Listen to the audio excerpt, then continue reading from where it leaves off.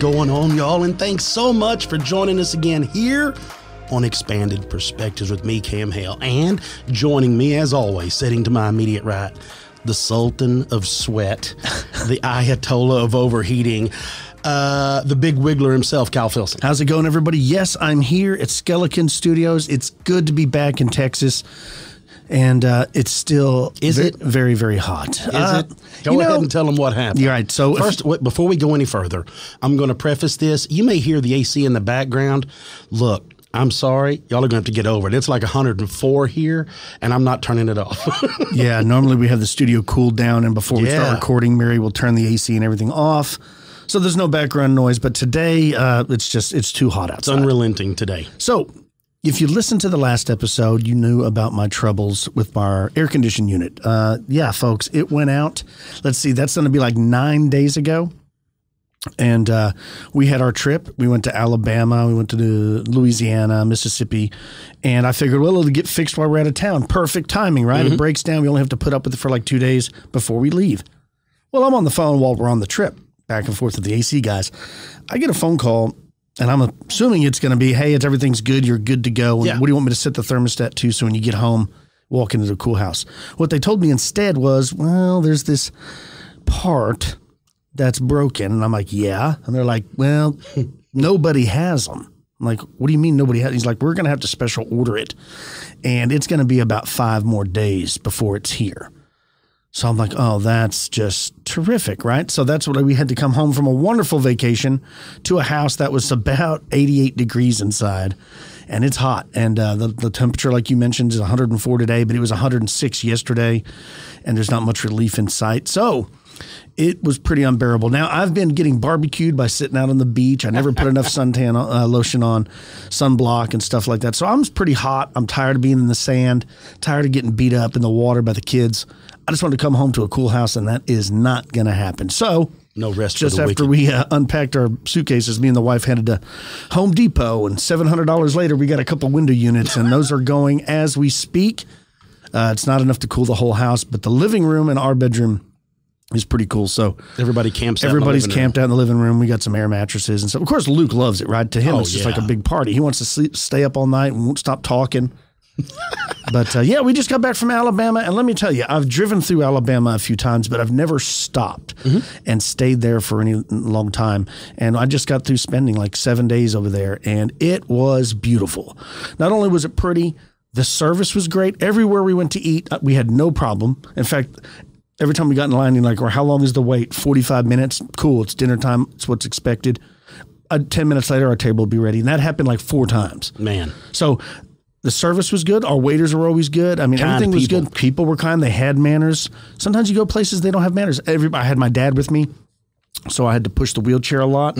People were holding doors for us without you ask. I mean, it was really good. Yep. Great. So good on y'all, all you Alabamians out there. It was a lot of fun. But while driving to Alabama, we stayed a night in New Orleans. I've been there before, but my wife had never been there. So I wanted to show her the French Quarter, and we went on a cemetery tour that was pretty cool. We saw Nicolas Cage's tomb where it's going to be. And I was really surprised by some of those, like that, say one of the tombs looks like it's a rectangle, let's say 6 foot by 8 foot, about 4 foot high, and you'll see like a headstone or something. I thought that like 1 or 2 or maybe 3 people would be buried in those. I didn't realize that there's like a casket in there, and when someone's buried in there, that casket was 1 year and 1 day after the burial, the family gets to come and take the body out and do whatever they want with the bones, and then another family puts another body, and it keeps going. So one of those tombs that's only 6 foot by 8 foot, there was one that had over 1,000 people in it. I didn't realize that they just kept using them. And some of the dates were like as recent as 2 years ago. So they're still doing it. So I think we need to buy some crazy tomb to have our bones put in there. That's pretty cool. Didn't know that was an option. So if none of y'all have been to the French Quarter, it's pretty cool. It's like, 5 blocks by 7 blocks or something, a little small part of an old part of the world. And I'll tell you, I don't know if the last hurricane, scrubbed a lot of stuff clean, but it's much cleaner than the last time I was in New Orleans, which was probably like 23 years ago. And the food's still amazing. But anyways, so we're there, we're doing the typical stuff. We had went with the boys and my mom and dad up until lunchtime. Then we had lunch, and then after lunch, they all left, and it was just me and Delee. So that's when we did our graveyard tour stuff, you know, that the kids aren't going to want to do. Yeah. So while we're doing that, my wife, she wants a souvenir. She'd never been there before. And there's all these little shops. So naturally, I get bored. So I'm like, you do what you do. I'm going to stand out on the street because I like people watching, right? Yeah. Especially in strange places. Well, I see this guy come down the block, and he's yelling at this what looks like a family. It looked like a mom and dad, 3 teenagers, 3 little ones, a couple other kids. I don't know if it was cousins, probably a family trip. Yeah. This guy starts yelling at the father of that family, like, you need to take care of your kids. And the guy looks as confused as everyone else. He's like, I don't know what you're The father has no idea what's going on. The father has no idea. He's like, I don't know what you're talking about. This random dude's yelling at him. And the guy's just rimming, and he's like, dude, I don't have a problem. I just want to move on. You're like, whatever. So I don't think any of it. I'm like, wow, because I couldn't really tell exactly everything that was being said. Well, then I see that same guy that was starting trouble with the family walk like 100 yards down the road and start yelling at this old guy that looks like Santa Claus. And he did. He wasn't dressed in a Santa Claus outfit, but he's got a white beard, white hair, Jerry Garcia looking, headband on. It's hot, right? Hot and muggy. And he starts yelling at that dude. Well, I can't. They're far enough away where I can only hear the guy in the street because he's actually shouting, but I can see the old man is talking or yelling, but I can't hear it. All of a sudden, they're standing about a foot apart. The old man with the beard pulls out a crambit, which is a knife, folks, a knife with a hook. Now, this hook, it's not made for cutting steak. It's not made for filleting fish. This knife is designed for disemboweling humans in a rather quick time. So I see the old man jerk that knife. Well, the guy in the street starts backing up. And then finally the guy in the street just like takes off in a sprint. So good on him. I see the guy put the knife up and he looks cool. So I'm like, another 10 minutes goes by. I'm like, why not? I walk down there and I talk to the guy that looks like Santa Claus. I'm like, hey, man, was that guy messing with you? And he's like, yeah, that's so-and-so, like Richie or something. Like he knew who it was. And I was like, what? Like a local guy. Like he said everybody there knows he's like the town nut. He said, this guy's crazy. He said he's always going up and down, causing trouble. He doesn't know if it's a tactic that he uses to throw somebody off kilter, and then he's able to pickpocket you easier. But he tells me he steals cigarettes from people, steals weed from people, steals money from people. Like he's a trickster, but it's not an act. He said, no, that guy's crazy. He's a rogue. Yeah, he's a rogue. Yeah. He didn't look like he had any thieves' tool, and he was about to be missing some fingers and probably a jugular vein. Because he was messing with Santa, and Santa wasn't having it. And he's like, yeah, that guy messes with me all the time. That dude made the list. He's on Santa's naughty list now. Naughty. He said, I always bad news. Tell that dude to get away from me. I'm from Tennessee, and like, I'm like, I got it. He was cool with me. Yeah, because you weren't yelling at him. Stuff. No, I'm not. Because you already seen the knife. Oh, I knew it was a dangerous area. You already know it's a dangerous area. But you said you had a similar sighting when you were there. Yeah, when we were there, I watched a woman get thrown out of a bar. She'd gone in and broke some stuff or something. And you could tell when she walked down I was doing the same thing you were. My wife was in one of those boutiques, her and my daughter, and I was sitting on one of those benches out there. And a woman went in a bar, and I could hear a scuffle break out inside, right? And some harsh words were exchanged, and I heard breaking glass, and the man physically threw her out onto the sidewalk, and she got up and walked off, and she was cussing and yelling, and he's like, see you tomorrow, So I guess it's one of those things. Like he knew her. Who knew who it was? Yeah. Well, because of the open drink policy, like you can have and walk around with this stuff, I bet you they do get people all the time, because there's like literally – you don't have to walk into the establishment to order a drink. They have the bar facing the street. You could just walk up and order. It's just like buying pizza at 6th Street. I wonder how many times that people order a drink and then just snatch and grab and just run off.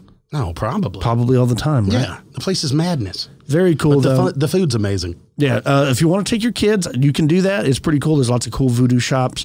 I have some pictures of Luke in the voodoo shop. There was this idol, this voodoo idol, and you pray and you put a bead or you put some money on it or something like that. So Luke was really fascinated with like how many people Luke had prayed to that idol. And then he saw all the spells and stuff. So it was pretty cool. But if you're going to take your kids to the French Quarter, do it. Just make sure they go home about 2.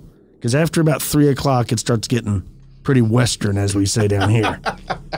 Right? Yeah. Moving on, let's get into some stories. Check this out. It says, hey guys, first off, I just wanted to tell you how much I enjoy your show. It's helped me get through some really tough days. It's taught me a few things and given me more than a few good laughs. So thank you. You may remember my story of encountering a glimmer man in the Red River Gorge area of Kentucky while making a late-night medicine run for my wife. I do remember that. He says, we just got back from Asheville, North Carolina, and I experienced some more weirdness. I had rented a cabin, and per my wife's request, I got as remote of one as I could find. We're about an hour outside of downtown Asheville, and while the setting was great, it still made me, well, actually both of us, a little uneasy.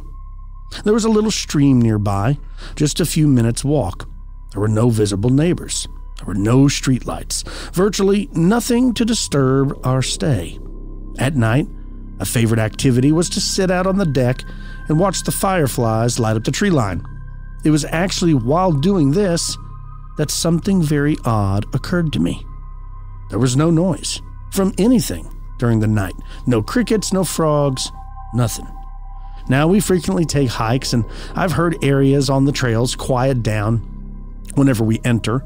The animals senses that they probably sense a predator, and they natural response is to go quiet. Now, you may think that what was going on here, and I'll certainly allow for that possibility. But we kept the windows open at night, and we still heard nothing. In fact, there were a couple of nights when, due to my snoring, I was banished to the couch. And on one of those nights, I would wake up and still hear absolutely nothing. On one of our last days, then we decided to take a walk down to the creek. We got about halfway there when we lost the trail, and both of us, being a bit paranoid of snakes, decided it was best to turn around rather than continue through what I can only describe as a game trail, with a really narrow path through some overgrown grass and leaf clutter. So after turning around and heading back is when things got weird. As soon as we started back, I got the feeling of being watched. And I mean, it hit hard. I would swear there were eyes on us as we made our way out of the woods. After walking a few minutes, I heard what sounded like a rock land on the path behind us. In fact, it happened more than once, at least 2 more times before we made the clearing leading to the cabin. Now, I failed to mention that there are 2 small footbridges that we crossed on this path, and as we approached the first, I would swear you could hear someone walking on it. But when we got there, it was empty. We crossed and headed to the next one, and I heard it again. There was clearly something bipedal walking across the bridge after us. We soon crossed the second footbridge and made our way to the clearing and up to the cabin. That night was one of the nights I was on the couch, again, with all the windows open. Having put most of the day's experience behind and chalking it up to my over-imagination, I turned off the NHL playoffs after watching the Lightning come back to win and settled in for sleep.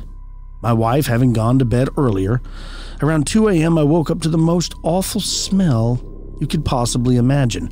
It smelled like a wet dog or feces and decay. I also swear I heard footsteps in the woods behind the cabin and some very loud breathing, kind of huffing. This lasted for about 15 minutes or so, and then it just seemed to go away. I lay there, occasionally looking out the window next to my bed, but the woods were so thick and it was so dark I saw nothing. Eventually, I went back to sleep and woke up a few hours later. I stealthily grabbed my hiking boots from near the door and snuck out to take a look at the area that I heard the noises from during the night. There was one small path, but the ground was too hard to find any signs of footprints or anything else. The only thing I found were several rocks about baseball size, laying directly in the path. I'm not sure if we were being watched or if it was all just a series of coincidences, but wanted to share this with you and your listeners. As always, thanks for the podcast and the joy it brings me and others. Peace, y'all, John. Well, thanks, John. This is very common when people have these paranormal experiences with Bigfoot or Fae folk and stuff. We always talk and reference, the woods getting very quiet, the terrible odor. The odors, that's why it's called the skunk ape, folks. It's talked about being stinky, and dirty. But there's also sightings of dogmen that have very similar coincidences with the stories of Sasquatch or skunk ape. Is again the odor, the absence of sound, almost like, I don't know, when these strange sightings happen, it's like almost like you either slipped into a parallel universe or vice versa. that it's like you're gone for a few minutes. It's like an area of effect around the creature almost, right? Yeah. Like everything in a certain area around it makes it quiet. I don't know. It's odd because we've had so many accounts of different sightings, but still involving the silence of the woods. Yeah. It's a very, very strange thing. Speaking of strange, when I was talking about like the sky serpents and the manta rays in the sky and all of these things of seeing some strange deals, I found this. Lon posted this up and sent this to me because, of course, we got to get Lon on too. We got to get him on to talk about the Mothman stuff that's still popping off. But this made me think of, and I'm going to tell you the movie after it because I think you're going to be able to figure it out. Okay. This is what it says. It says, I'm not good with typing, but I will try my best to explain what I saw. This happened in Trinidad, in my home village called La Brea, in 2009 at midnight on New Year's Eve. I was at the beach with a friend who told me about this sacred place. I reached there walking down the hill, and as soon as I looked behind me, there were black, human-shaped figures that are well known as shadow people, dragging their feet. For some reason, they were headed to the ocean, down the hill in the same direction.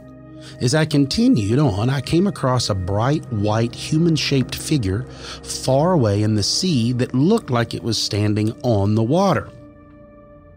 I thought at first it was a white bird, but of course, there's no birds flying around at midnight. So I went closer to the bright white figure, and I noticed without a doubt that it was at least 6 to 7 foot tall with a human shape. As I tried to get a closer look, the head, if you will, of the figure turned my direction and then started following my movement. The body didn't move at all, only the head. And when I started to move closer, the figure suddenly extended huge white wings and jumped 3 feet into the air. Now the wings covered its body and the figure started to deform. It only lasted for a second, then it completely disappeared. Not long after that, now completely freaked out by what I'd witnessed, my friend told me to look in the sky. I knew that fireworks would be going off because it was exactly 12 a.m. New Year's. But when I looked up, I saw at least 4 flying manta rays. Each looked the same, about 4 to 5 feet long, very dark color, and what looked like a strange heart mirage coming from behind near the tails. They were flying the same as a fish would swim in the ocean. I was not on drugs or even drinking that night. I had a video camera, but I was too scared to even try to get any of it on film. Not a lot of people know about the myths of La Brea or even believe it. The beach where these were seen, I believe, is a different realm. I am sure if one of those was going there again, or one person, that person can see these things for themselves. I was planning on going back there someday and get what I saw on video, but I can't right now. Right now I'm in the U.S., but I see you guys are very interested in these type of supernatural things, so I thought I would share my story. Hope I was able to be of use, okay? Wow. So, what? Gargoyle? Right. Demon? Well, what I was thinking angels? And flying mantis-looking manta rays? Yes. What's the Ed Harris movie? And I was just telling you about it, and then I went blank. Underwater. We've talked about it, where the UFOs come from underwater and bring them up. Oh. Now you're going to go Communion? blank. No. Oh, my God. Yeah, see? Me too, right? I just went and told people are screaming. The Abyss? The Abyss, that's it. You remember the thing that visits them, we've talked about this, has a manta ray shape. Yeah. And now we know what we know about UFOs and these underwater UFOs that people have seen and interacted with, and the government has come out talking about it, and now they're calling this place a sacred place. What if that is an area where the UFOs or the aliens can come and go? And physically, that's what they are. They come up, maybe that's them messing around before they go in. I don't know, but it's right. There's a lot of things linking together now. But I like the idea of a manta ray style alien standing on the water just chilling. That's pretty cool. Speaking of cool, my house is not that, but after the break, I'm going to be talking about some more shadow people encounters. Stick with us, folks. You're listening to Expanded Perspectives. And we're back with Expanded Perspectives. I hope everybody out there is having a good one. I wanted to talk more about some shadow people sightings and experiences people have, because there is a ton. I would say when it comes to emails, probably one a week. that we get, and I just stick them in a big pile that, one day we'll reference. And I'm sure we'll reference them again on another show. But it happens with a lot of like often. Like they're... Like the knot deer. There for a while, like you had done an episode, and we did the episode on the knot deer, and then we got flooded, and then it started dwindling down. So now we haven't had any in a couple of weeks, but a bunch of them. And I didn't even know it was a thing. So in a little while, I've got another knot deer sighting that I'll tell everybody. Before you do the shadow, I want to tell you that I had an experience of something for a split second, right? This is what happened. The other night I was out, and it was about 10:30 or 11 o'clock at night, and I was out watering my wife's flowers, okay? Yes. So I'm being a good husband. She had gotten busy, done some stuff, and gone to sleep, forgotten to water her flowers as hot as it's been. I'm out there because, like I said, I don't water the yard, but I water the flowers. So I'm out there watering, and we talk about the park that's in between our homes, correct? Yes. And it was dark, and, they don't have any lights in that park. There's just what bleeds over in there. And I saw movement. And there's nobody over there, right? There's nobody parked. There was no kids. Now, usually you could hear the kids in the summer, but I saw movement. So I froze, right? I'm over in the shadows watering flowers, and I'm trying to figure out, what is that? I keep watching it. This movement of this dark, and the way it's casting, it looks like a shadow, like someone walking. Right. But there's nobody there. It's just this shadow. I can't figure out where it comes from. Turns out there's a lot of gang activity over there at that park of cats. I saw 6 cats in a group. Oh, it's like gang activity. There's a gang of cats. And it was throwing the way the light was moving across there. It looked like almost the outline of someone moving, but it was just a cat. It wasn't even a shadow, right? It's just the way it worked out of the... So I was like, what the hell? Checking it out. So anyway, it's one of those deals. It's funny you bring it up because you had probably just gotten home or hadn't been home long by the time I was doing all this. Right, yep. And I'm like, man. And then you tell me dude, I got some crazy shadow stories. And I'm like, I had one last night. Yeah, well, it's true. We've gotten a lot of emails from people, and it's a thing that's always been sent in. And there's a lot of buzz on the internet about this phenomenon. So, why is there such a growing interest in the phenomenon of shadow people, shadow beings, sometimes the Hat Man? The biggest question is, what are they? Are they ghosts? Maybe ghosts look different than we see them portrayed in a movie where they're white. Perhaps they could be dark, right? Are they demons? I've heard many theories that they are demonic in nature, but then there's other people that have written in where they felt no ill will towards them. They didn't feel fear. They weren't scared of them. It didn't seem to do any harm. Then there's other people that write in with horrifying tales of, these things meant to do them harm. It would scratch them, things like this. Are they astral bodies? Is it something that we don't know near enough about? Are they interdimensional beings? Are they time travelers? Or is it simply aliens? Or even more bizarre, something we've never covered on the show, right? Like something we're not even aware of. So that's the biggest question. What are these shadow people? What are these shadow beings? And how old is the phenomenon? Is this an old phenomenon, but just a new name, that's now being discussed more openly because of the internet, Reddit, forums, podcasting stuff? Maybe just the fact that people are talking about it more, it's actually helping to manifest more of these things to happen. We talk about the formation of tulpas from time to time. Just people, a collective group of people thinking the same thing actually manifests the thing. Crazy as that sounds, there's lots of Shaolin Buddhist monks that talk about having this ability to create tulpas and stuff. I think we even had David Weatherly on one time where he saw one. Somebody's tulpa. Oh, yeah.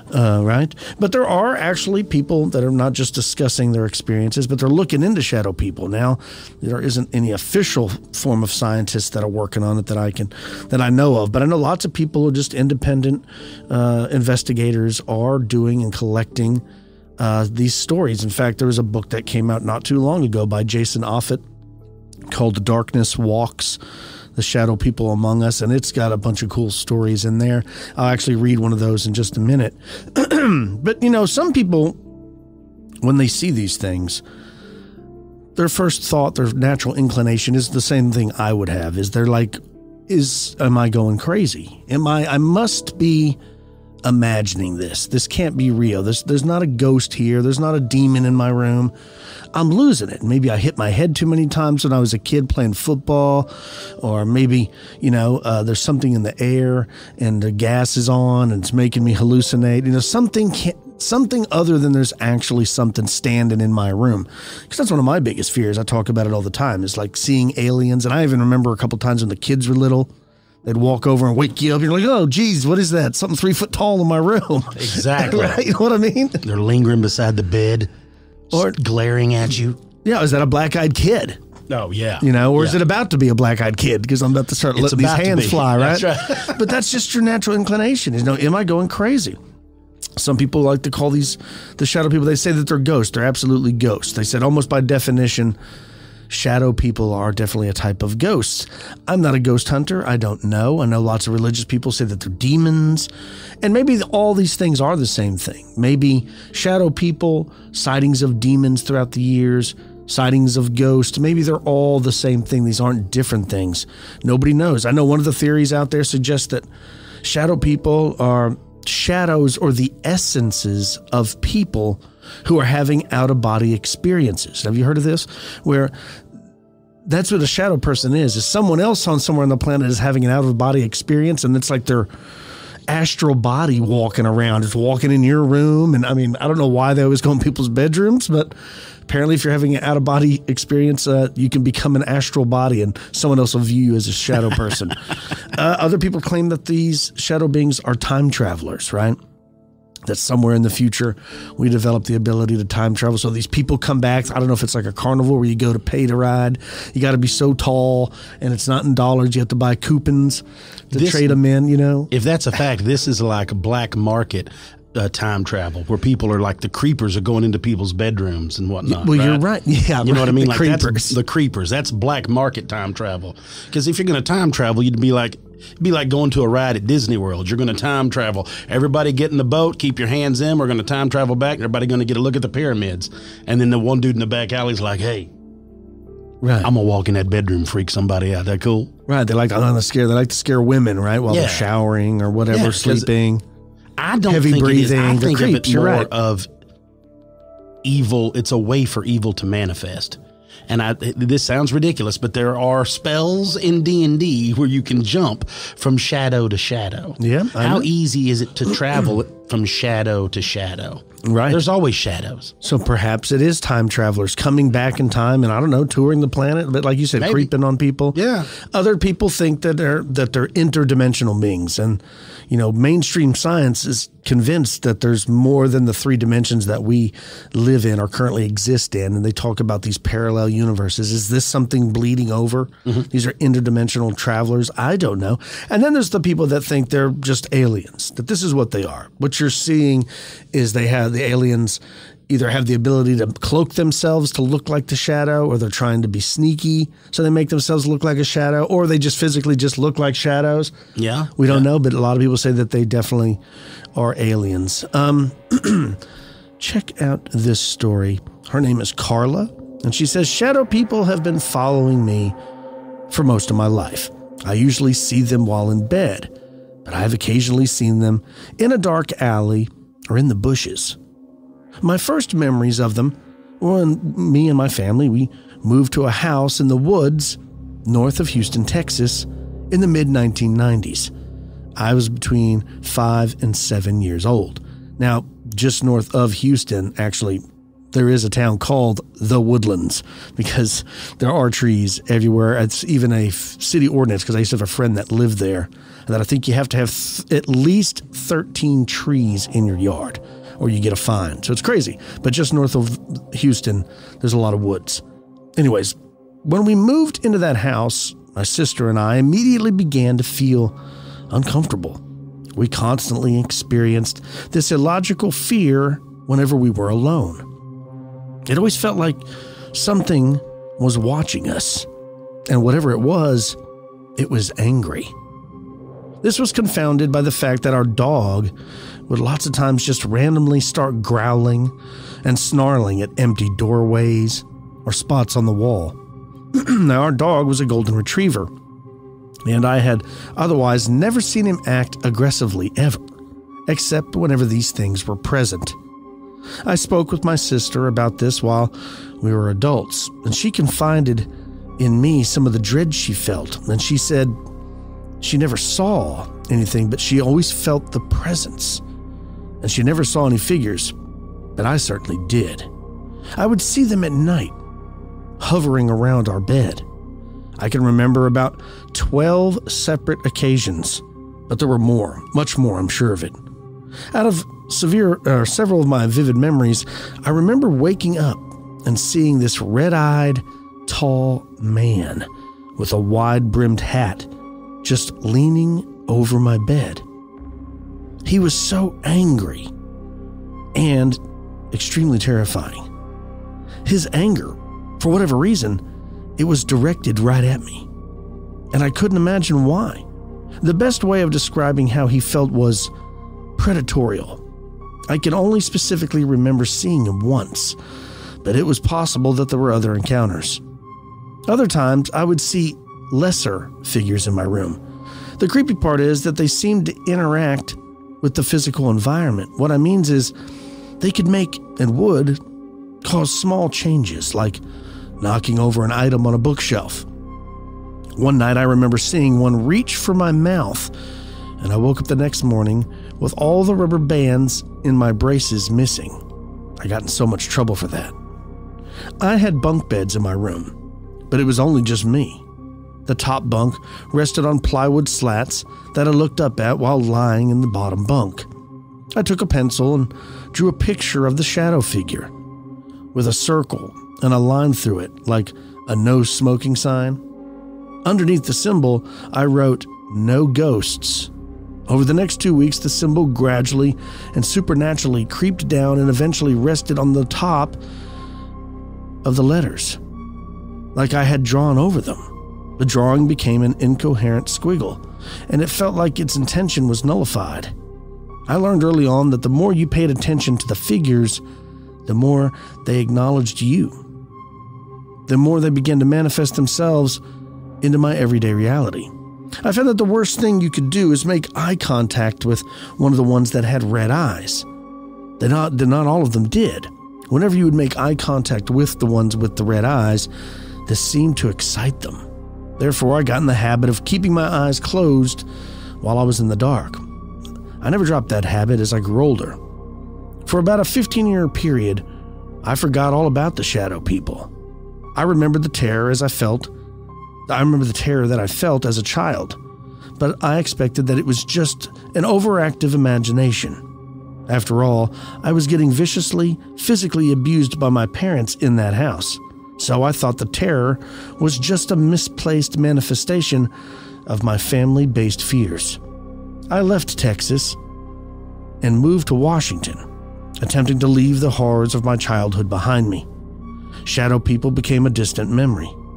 That was until I started reading some creepy posts on a Reddit forum about 3 years ago. As it turns out, a lot of children experience the same manifestations.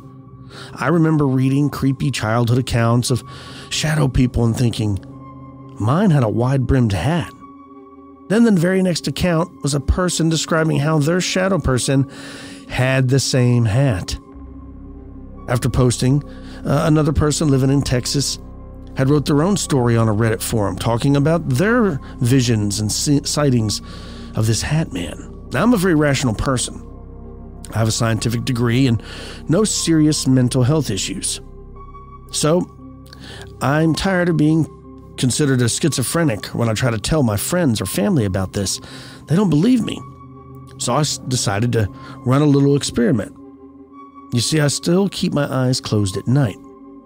And 2 years ago, I decided to stare into the darkness to prove to myself once and for all that shadow people aren't real. Imagine my surprise when I saw the red eyes staring back at mine. By now, I've just accepted the fact that they are there. They haven't killed me by now. They probably never will. In fact, it's actually oddly comforting that they followed me for this long. I have several theories. I'll end with this story with another story at another time. But I think these beings who somehow feed off of my emotions or emotional trauma, they aren't really parasites, but they aren't really symbionts either. They know that they're scary, and that's why looking at them seems to excite them. Look versus fear equals substance. They seem to mark particular people. And the best as I can tell, they seem to follow them most of their life. Part of me even wonders if they protect that person. I don't know. My most recent encounter was last month, and it involved a kitten I'm fostering. Screaming in the middle of the night, this thing. I looked up and sure enough, there were the red eyes again. I've seen this creature, or whatever it is, multiple times throughout my whole life, and I don't see any way of stopping it in the future. Thanks. So Carla, that's crazy. You're not the first person I've heard of having a shadow person that seems to follow them their entire life. And they just kind of accept it, they get used to it, and they move on. So check this next one out. It says, I've been able to see these so-called shadow people ever since I was in the first grade, meaning I was around 7 years old at the time. I remember this vividly because the first one I saw scared the crap out of me. It was midnight, and I was staying up late, despite my parents telling me to go to bed. But forget that, they were asleep, and I needed to catch up on some more Scooby-Doo. The only light illuminating the den was the room next to the den, and the flickering of my TV screen. And I had my Scooby-Doo comforter around my shoulders, keeping me protected from the evil monsters that lurk in the dark.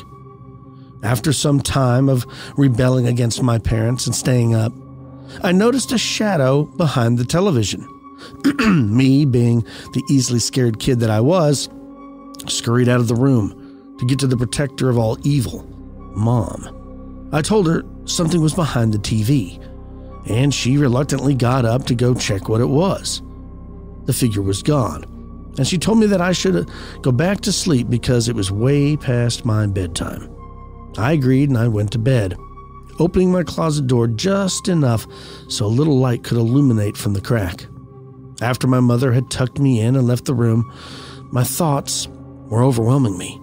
My eyes stayed opened, and of course, I see something out of the corner of my eye.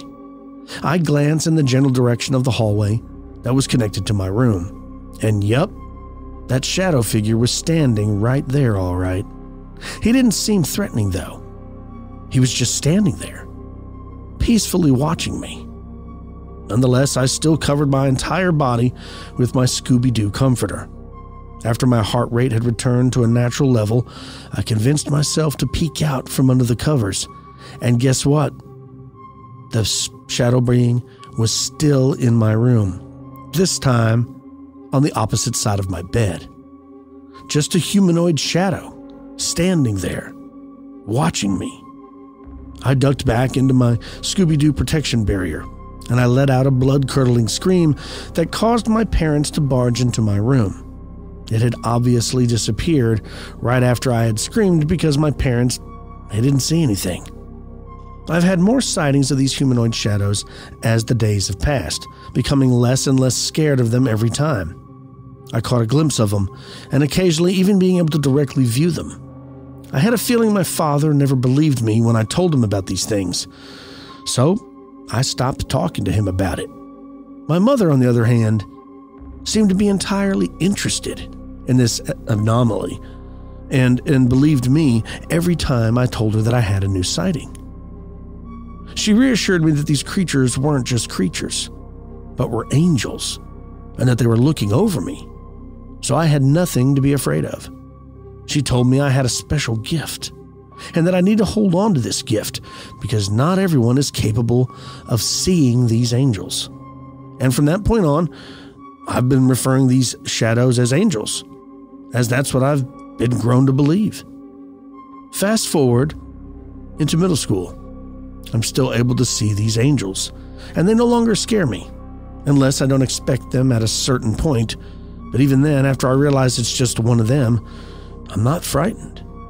It's like you're playing hide-and-go-seek in the dark with your friends, and your friend jumps out in a Halloween mask to scare you. You get frightened for a second, but then you realize it's just the jerk of a friend of yours playing a joke. At this point in my life, I was going through a living hell. Middle school was a terrible place for me. Friends spread rumors about me that I had no recollection of. The popular kids teased me, and the bullies, they bullied me, and so on and so forth. I was miserable and alone, dreading day after day of torture, to where I eventually fell into a depression After weeks of being alone and still having the ability to see these shadows, I decided to try something I haven't tried before. Talk to the shadow beings. So that's what I did. I talked to them. Every time I could directly see one, and even when I couldn't, I'd talk to them. I told them my problems. I told them my fears. I told them about my day. I told them literally everything. And they seemed to listen. They seemed to care. I, as sad as this sounds, considered them to be my friends. I mean, they were never hostile. They never hurt me. They didn't do anything but stand there in the unexpected areas and occasionally move, but not in a threatening way. Never in a threatening way. At one point, one of them inched its way so close to me with unmoving limbs that I nearly reached out for a hug. But I didn't, because I knew I couldn't. I would either frighten it off or I would go through it or something. These shadows were the only things I had at that moment, and I would not risk losing them.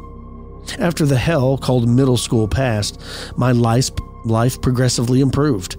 And as much as it improved, I still could see these angels. And I still talked to them. Like I said, they were my friends. I never told anybody, excluding my parents, but they stopped asking about them shortly after middle school. One time, they asked me about these shadow angels, and they kind of seemed like our little secret. I felt special, like maybe I really did have a power, and my parents didn't judge me. I'm now out of school, and the ability of seeing these shadowy angels has been going on for 12 years now. It has become a part of my everyday life. I see them quite frequently, usually at night though. And I've had an impression that I am one of a very few people that are able to see these things. Unless they are all hostile, and I'm just oblivious, I'm honestly dreading the next time I see one, since I now know what they are. I'm scared, truly scared. What do I do to get rid of this ability? Will I be okay? Or could I help anyone else? Please, I don't want this anymore. I'm scared. I just want to be normal. So, this person is what I was talking about. They don't think it was hostile. They called them their angels the whole time, but they did mention at the end that they had a change of heart, that now they're kind of scared of these things. I don't know why. I don't know what made them, really have that change of heart, since their whole life they've been interacting with these, whatever they are, and they didn't ever feel any hostile threats towards them. I know lots of people claim that there are these people, these mediums, these people. I think I even have a relative that's got some of these abilities. For whatever reason, they can just see things that other people can't. That's why those people have an unusual amount of paranormal encounters, is because they can see more than the average person, if that just makes sense. I'm one of the average people. I don't ever see anything paranormal except for one crazy experience I had while hunting. Earlier, I mentioned the book Darkness Walks by Jason Offutt. I got a pretty cool story about a red-eyed being. Check this out.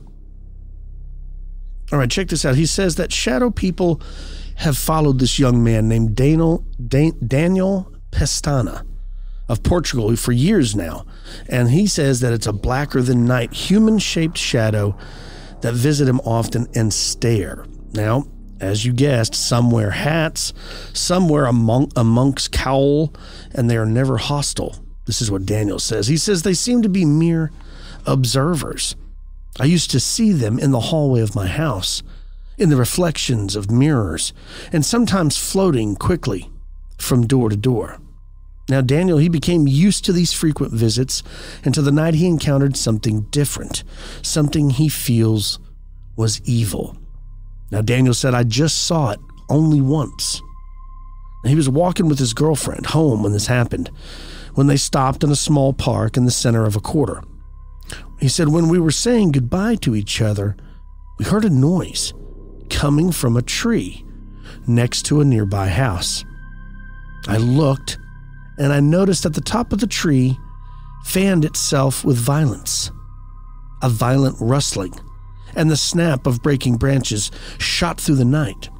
He said that's when I heard a muffled sound of something crashing into the ground. He said I had a strange feeling, that arose inside me that I still can't quite explain. Now, Pistana and his girlfriend watched silently as two hands grasped the top of a wall that surrounded the house's yard. They didn't seem human. That's what Daniel later said about the hands. They didn't look like a human's hands. They were dark, as if it was burned paper. As the two stood frozen, a head as dark as the hands pulled itself up from behind the wall. And Daniel said that two brilliant and red eyes stared directly at us. The creature loosened a roar of some kind, and it jumped upward onto the wall. We saw it perfectly. The figure was human-like and pitch black from head to toe. Now, neither Daniel or his girlfriend could make out any features, only the fiery red eyes. He said, I grabbed my girlfriend's hand and we ran through the streets without looking back. It was the only time that I felt truly threatened by those creatures' red eyes. This is from Darkness Walks by Jason Offutt. It's a pretty cool book. There are all kinds of shadow being stories in here. Negative shadows, benign shadows, buzzing shadows, Ouija boards, the Hat Man, and how cats have an effect on these shadow beings.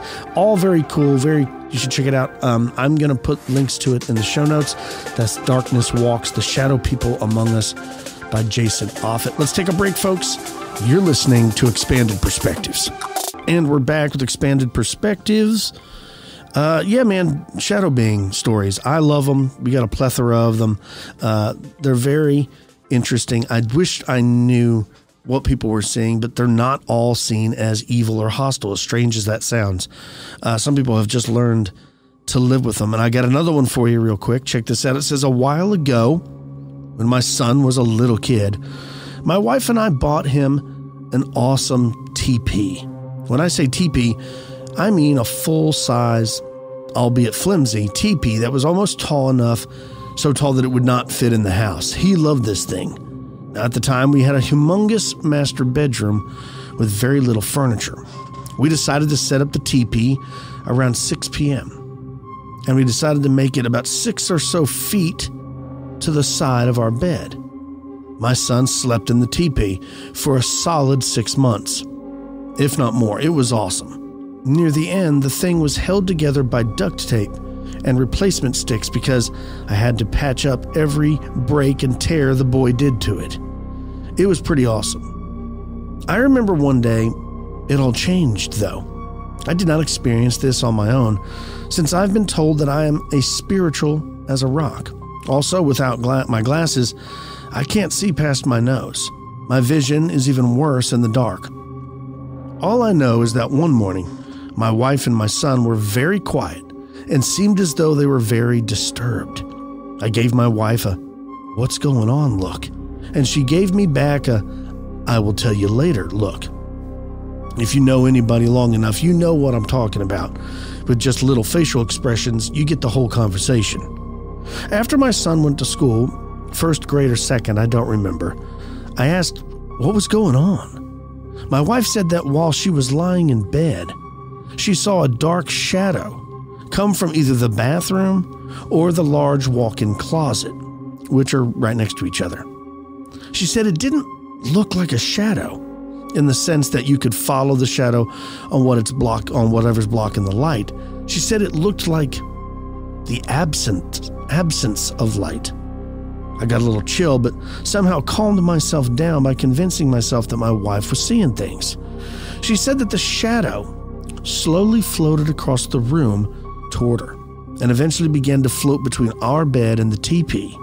My wife said that she was a little scared, but had enough sense to realize that she was hallucinating. So she just squeezed her eyes shut and covered her head with her blanket. She doesn't remember how long she stayed under the sheets until she decided to poke her head out. When she finally did, she said it was gone. Well, I was sufficiently freaked out at this point. Even though I was a non-spiritual person, I heard two things, weird things, in that house. The pounding of stomping feet, or the rough housing upstairs on the wood floors when I knew nobody was up there. A deep masculine voice upstairs when the only two men in the house were a child and I. I heard doorknobs rattling from time to time. Quiet, easily dismissed in my mind, though. Just hearing things. So I told my wife that maybe she was seeing things. Then she told me that after she peeked out from under the blanket, she had let out a little relieved sigh. Then my son, hearing her wake up, began to talk, and he said to her, "Mom, are you awake?" And she responded, "Yes, son, what's wrong?" He said, "Did you see that shadow too?" After that night, my son didn't want to sleep in our room anymore. Hell, neither did I. Wow, thanks for sending that in, Jackson. That's pretty cool. I don't blame you. I wouldn't want to sleep in there either. It's a pretty cool story. It's not cool. It's terrible, right? Like, yeah.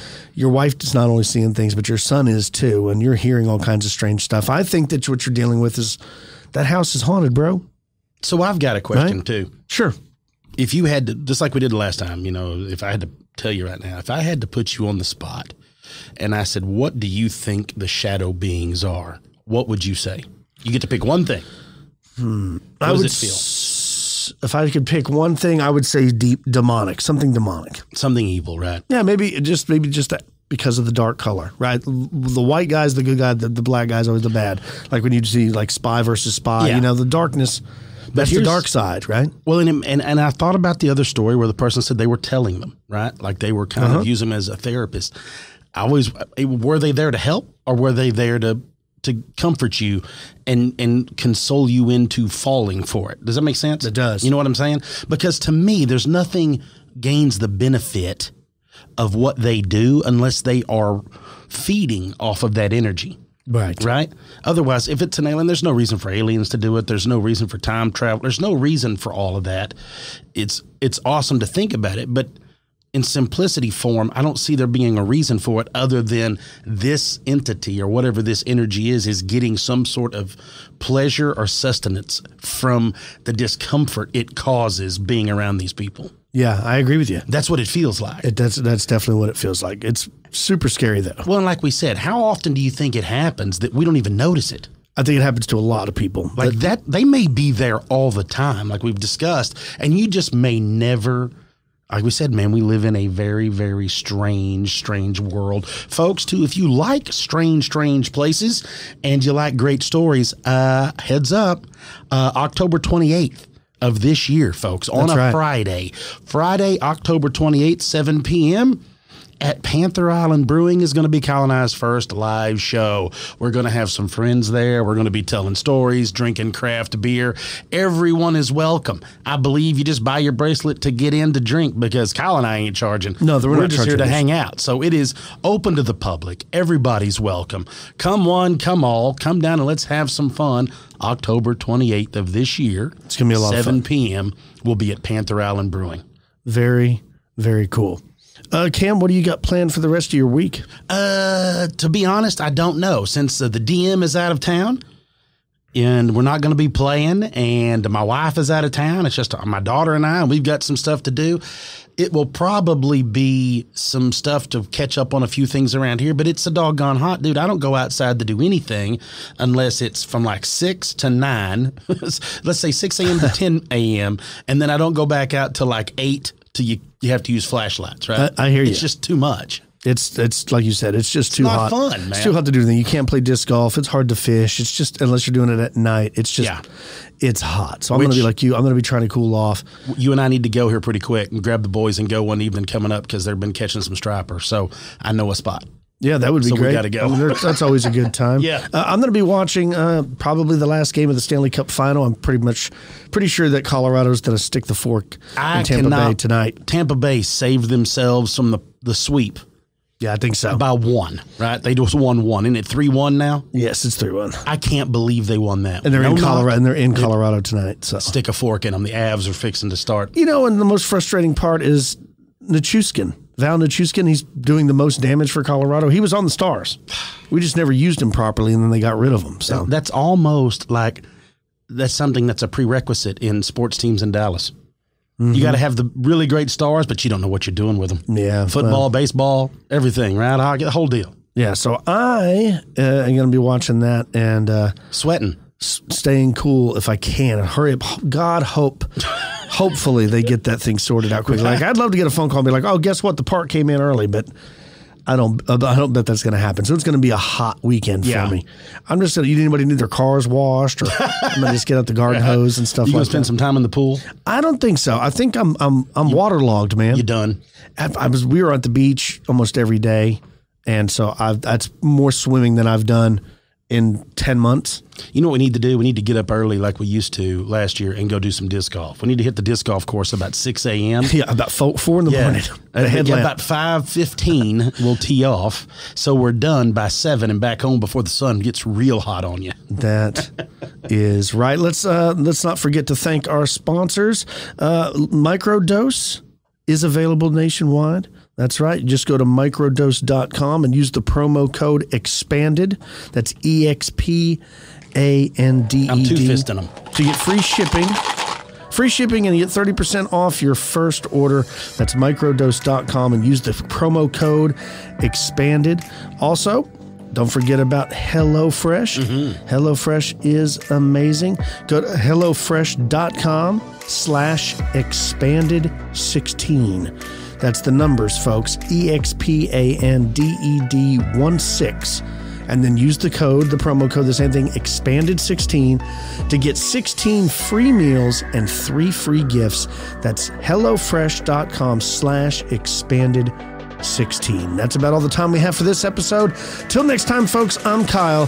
He's Cam. Peace, y'all.